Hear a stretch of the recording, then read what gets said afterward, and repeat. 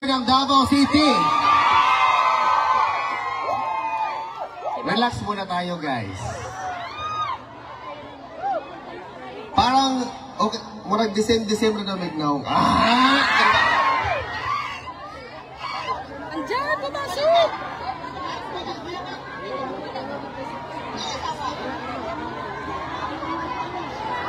Ladies and gentlemen, it is my honor and help me welcome Vice Mayor Sebastian Duterte!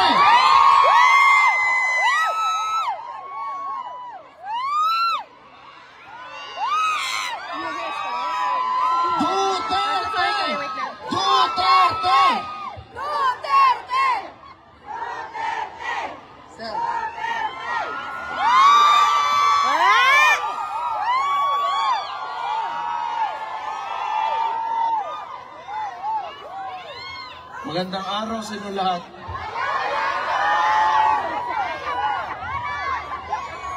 Kumusta naman kayo? Okay lang lang! Maraming salamat sa lahat ng Day, murag na pinakita niyong suporta. Alam niyo naman na sa Pilipinas kami, yung tatay ko nandito ngayon, di ko pa nakikita. Kakarating ko lang kaninang umaga. Masaya naman ako na makita kayong lahat dito ngayon.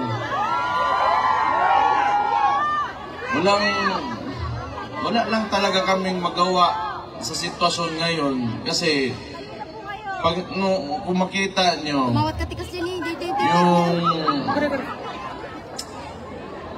yung illegal arrest ni PRRD, wala eh, hindi natin gawa talaga ng sindikato. So hindi namin nakita because siguro si PRRD lang kung tatanungin, maybe he trusted the judiciary doon sa Pilipinas. Kung talagang sinunod lang yung saktong proseso, handa naman talaga siyang humarap before the courts, before the Philippine courts. But yung ginawa nila, nakita naman nating lahat na wala talagang due process. So pagdating niya ng Manila galing Hong Kong, may eroplano na dyan. Well, technically, sa nangyari, tawag doon kidnapping talaga. Wala tayong, pero siguro okay na lang kasi nandito naman kayo. I'm sure nalalaman niya man na maraming sumusuporta sa kanya, and very important na lalo na sa edad niya. He's already 80 years old. Tapos, makulong ka pa. Palungkot talaga masyado yan. Sa ito pa, mingaw kayo. Nalaman niya maraming bigaon dito sa labas naghahintay sa kanya. Masaya na yan. So, hindi ko man ngayon ko makikita si Papa. Maybe tomorrow or the following day, sabihan ko na lang na ako lang yung huli nakapunta dito kasi ako yung naiwan doon sa Davao. Mayor kasi ako. So, but I'm happy to see you right now and personally magpasalamat sa inyo. And tayo naman lahat dito OFW, lalong-lalo na yung birthday din ni PRRD, ni Papa, no? Buong mundo nag-demonstrate talaga natin yung support natin. Hindi man lang talaga, particularly sa tatay ko, pero sa anong klaseng gusto natin na Pilipinas na magkaroon tayo. At talagang sigurado ako, hindi yung paraan ng administrasyon ngayon. So makita natin, ngayon din, sa nung eleksyon na nangyari, kung tingnan nyo sa Davao, wala kaming vote buying doon. Yes! For the longest time, talaga dito sa Davao, si Roddy Duterte, hindi niya sinanay ang mga taga Davao pagdating sa vote buying. Kasi yan, ang vote buying kasi, gawa lang yan ng kapitalista. Maghanda ka ng pera, tapos pagpasok ng eleksyon, gagamitin mo yung pera na yon para piliin kang tao, para ikaw yung piliin. So, ano ang consequence nun sa lugar nyo?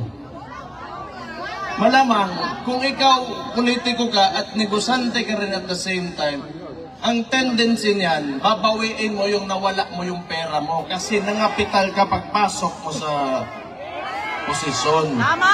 So mahalaga, yun na nga, ever since, ang ginagawa namin sa Davao, kinukuha namin yung mga nagbibigay na, those who engage in vote buying, but still, we vote for those who we truly believe should run government.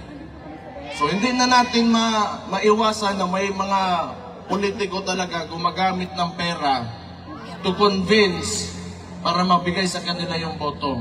Pero isipin nyo, pag naglabas ng pera yan, that is what capitalists do. Hindi pwede yan na maglabas ng pera tapos bawiin, hindi nila bawiin. Malabo yan. Pero pwede naman talaga na kung pumasok sila dyan, o di parusahan nyo, you take their money, then you vote for those who, sino talaga yung karapat-dapat na mamuno dyan sa lugar. So, nakita natin, tingin ko nga, ang pakiramdam ko sa Pilipinas, slowly, it is going through a transformation. Kasi itong eleksyon na yun, na ito, marami ang mga nanalong kasama natin. Kahit papano sa PDP Laban, yung results na even without the resources that the opponents had, okay yung resulta natin kahit di man pumasok. Pero sige lang, simula pa lang to.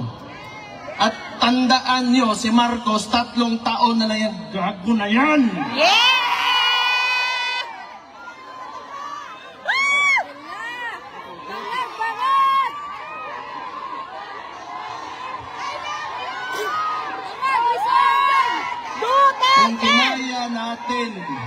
Kung kinaya natin 3 taon, ako sa Davao na bilang alkalde doon, pinahirapan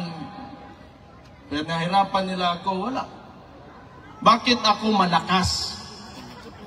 Bakit ang Davao City andyan pa rin ngayon? Bakit si VP, yung kapatid ko, hindi tumitigil? Kasi alam namin na kayong mga Pilipino, kayong mga OFW dito, nasa likod namin lagi.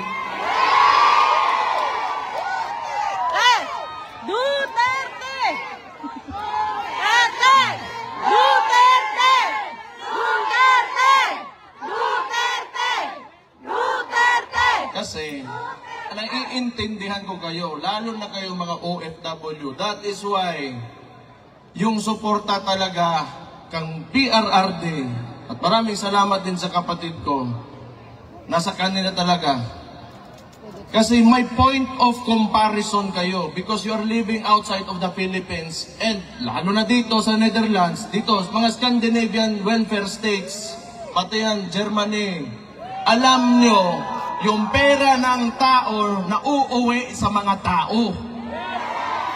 Pag yung pera natin, yung buwis natin binabayad dyan sa Pilipinas, ewan ko na potang ina ko nakabalik pa ba yan dyan sa potang ina.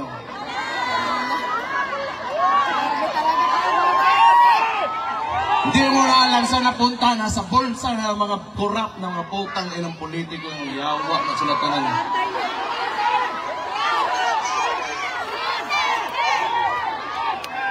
But, you know, kung kayo naniniwala ng federalismo, ibang usapan yon. Sometimes kasi, you know why Marcos can really manipulate and have almost absolute power. It is because of our unitary system of government. Yung presidential system of government natin, it allows the president to have almost total control of all government. Kailangan kasi, yung maganda sa, kung palitan natin yung system of government natin, sabihin natin federalism, hindi lang income yung napupunta sa mga sarili-sarili nating probinsya, but the functions of government as well. So, ma-decentralize yung Metro Manila ngayon and Malacanang, and the power will be devolved, and the functions and powers of the agencies will be devolved doon sa mga probinsya, sa mga local government units. So, I do not know kung mangyayari pa ba, pero that is one of the causes why Marcos can, kaya lang naman gusto nila yung unitary system of government because power is centralized, and yung tatay kasi ni Marcos noon was a dictator, and you can have cronies. Yung mga ambisyoso masyado dyan sa gobyerno, na kahit mali, ginagawa, gusto niyan, gayahin nila noon, sa panahon ng Marcos Sr., may mga cronies si Marcos Sr., sila General Ver, sila Enrile kaniadtong panahon. Yan ang gusto nila, yung mga Marbel, yan si Torre, mga Rimulya.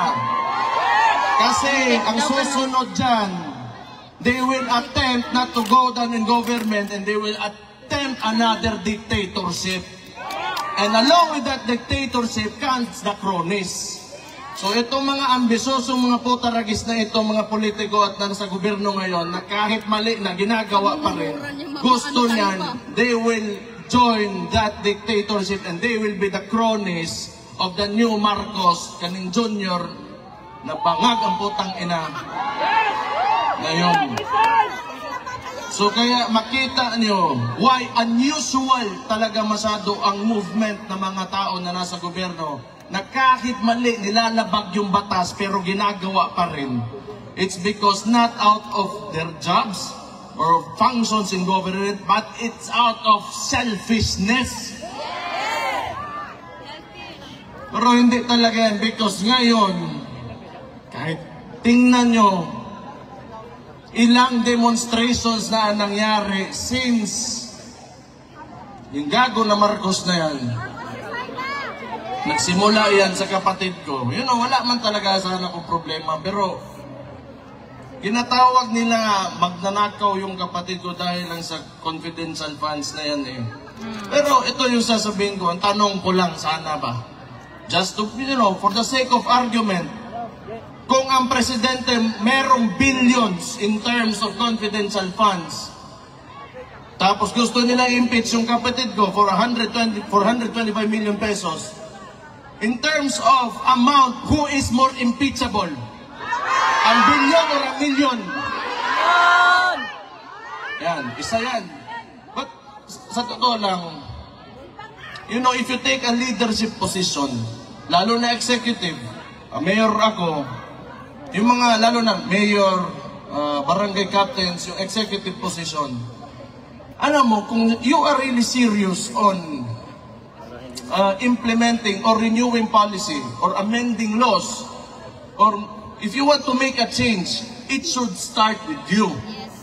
Kung sinasabi sana nitong Marcos na ito na masama may confidential funds, then it should start with him, pababa, so that he will be the example that we will follow.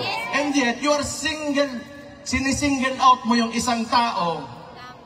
Ano ibig sabihin nun? It's because of politics. When you should be there, nandyan ka to lead the country and fix what is broken and continue what has already been done that is good for every peace-loving citizen in the Philippines. Pero anong ginagawa?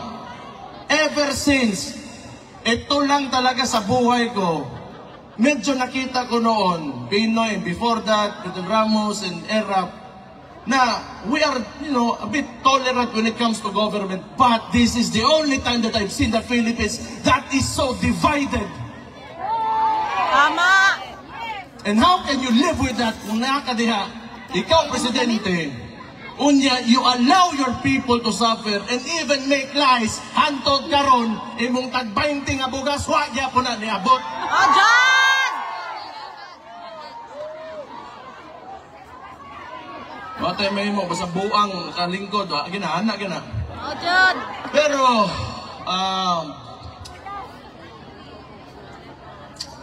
As I said earlier, tanaw na ko, like everybody's really putting it out there ba, kana yung nararamdaman nyo and how you really feel, kung anong gusto nyong direction para sa bansa natin. That's good. I think you should continue doing this kasi we will do the same thing. I will do the same thing. It will be not for ourselves, but it will be for the future of our children, our grandchildren, and our country. So yun na mahalaga. Maybe someday, hindi na lalaki yung mga anak natin o yung mga apo natin, iba. Maybe they will be facing not the same problems na ito, lalo na itong malala talaga itong administrasyon na ito. Tingnan nyo, kahit kasama nila sa alyansa, nung pagpanalo ni Ping Lacson, what did he say? The 2025 budget is the most corrupt budget in Philippine history. Kahit kasama nila mismo, natapos lang sandali, sinabi na nila. Wala talagang... Sa totoo lang, hindi ko maintindihan why they can afford to do all of this. And at 2028, matatapos din ang termino ni Marcos eh. So anong gusto niya? Hindi ko talaga alam.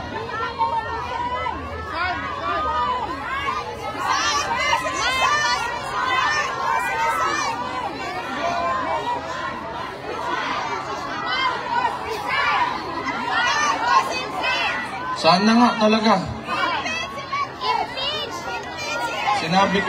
Sinabi ko na yan eh. Noon pa yan. Last year, nung nagsimula to lahat, nakita ko na talaga.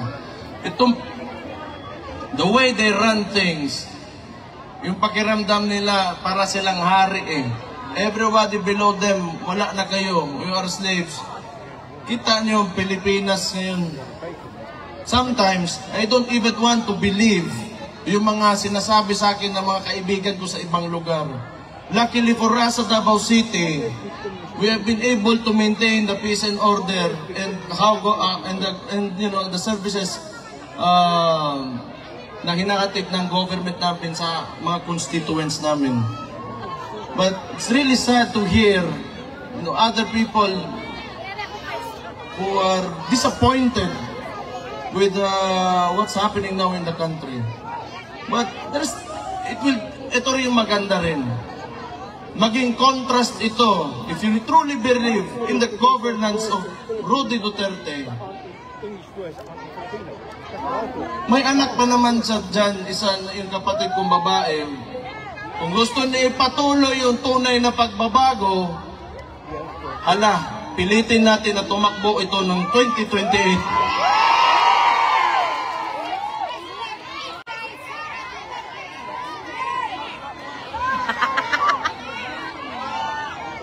Ano tingin nyo? 2028, Sara Duterte for President. Magaling. Yes!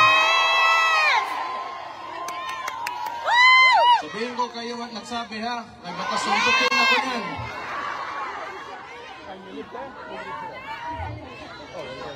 Pero ito yung gamitin talaga natin, na experience natin when the government fails its people. Ito yung best example talaga, itong gobyerno talaga na ito. Kahit man lang sa puro kalokohan talaga. Kahit press release, kalokohan, puro kasinungalingan, puro politics. Wala kayong makita bagong tulay ngayon. Wala kayong makita, ewan ko na lang. But anyway, ayoko na magsalita masyado ng sobra pa nito.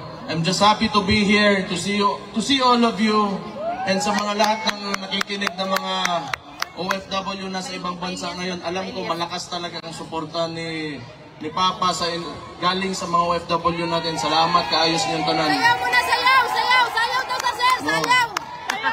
Sayaw! Dili kabayran ang kuan. Suporta nga yung ginapakita. So, on my part, bilang anak ni Rudy Duterte,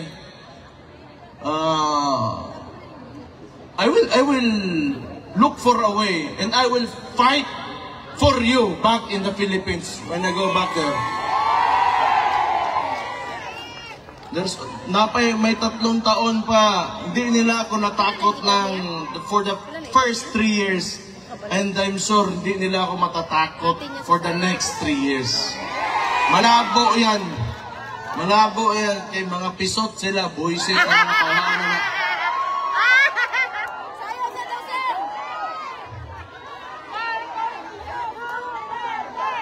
As long as we remain to be peaceful and God-fearing Filipino citizens, believe in the have aspirations for our country.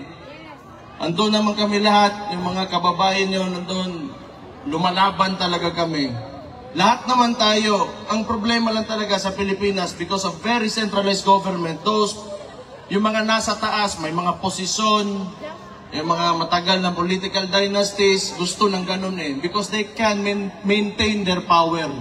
Because it's a conservative form of government. Kasi pag naging progresibo tayo, threatened yung mga positions nila. Gusto kasi nila ituturo lang sa presidente sino malalagay, ganun. Government ngayon is not based on merit, but tingnan nyo. Ano nangyari?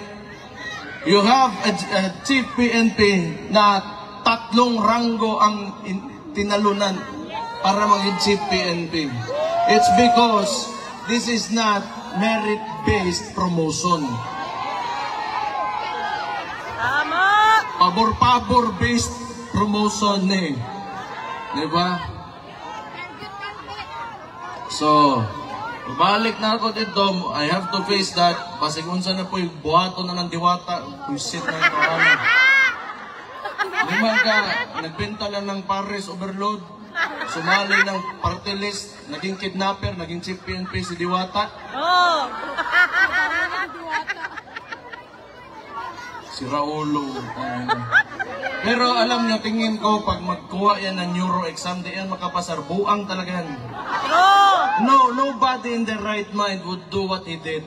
Yung sinakay na si PRT sa aeroplano because he is a police officer. He knows the due process. Kung nag-iisip talaga yon, kung sakto yung utak niya, bagsak sa neuro yan. Sigurado ako. Along the way, may bakukang na isod sa utok ana ba?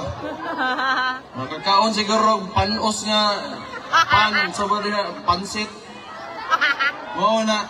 Pero nobody in the right mind would do that. That's totally illegal, and you know, the consequences of these actions are heavy, sa totoo lang. But we have a government who doesn't seem to know what the Constitution is. So, anyway, humana naman ang storya. Gusto ko kuhan. Ipaniod to na karon. Sa inyong tanan, mga gwapa o gwapo diha. Oh, naniwala naman kayo. Mabuhay kayong lahat. Mabuhay! Mabuhay ang OFWs. Mabuhay! Mabuhay ang Pilipinas. Mabuhay! Hey, yeah, yeah, yeah, yeah, yeah, yeah. Mabuang moy. Pero salamat kayo ha. It really means a lot sa family. And I'm sure, lalong-lalo na kay PRRD to know na you are always supporting him. So thank you. Mabuhay kayong lahat and God bless you all.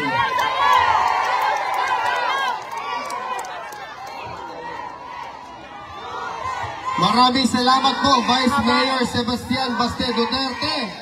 Okay pa ba kayo? 22 minutes. Ladies and gentlemen, it is also another honor because I support this man very much. Our next speaker na magsasalita po is an elected senator. Vic Rodriguez. Ang kaibigan po ni Mayor Digong. Help me welcome Senator Rodante Marcoleta!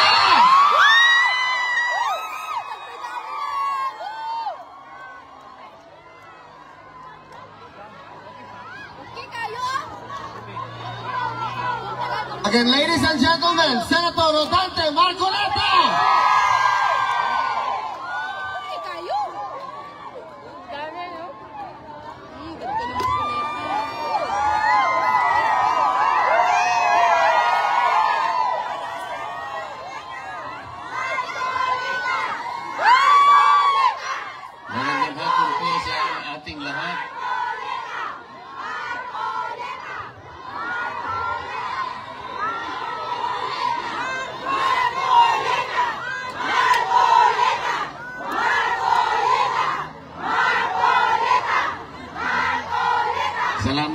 sa pagmamahal nyo sa ating dating Pangulo.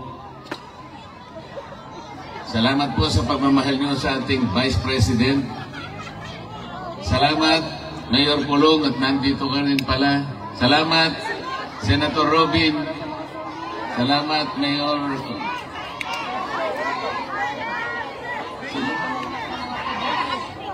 Salamat sa aking kaibigan, Atty. Vic Rodriguez. At lalong-lalo na po kayong lahat na hindi nagmamaliw ang inyong pagmamahal sa ating bayan. Napaka-problemado po ng ating bansa, ngunit huwag po tayong mawawalan ng loob. Magsama-sama po tayo para ayusin po natin ang ating bansa.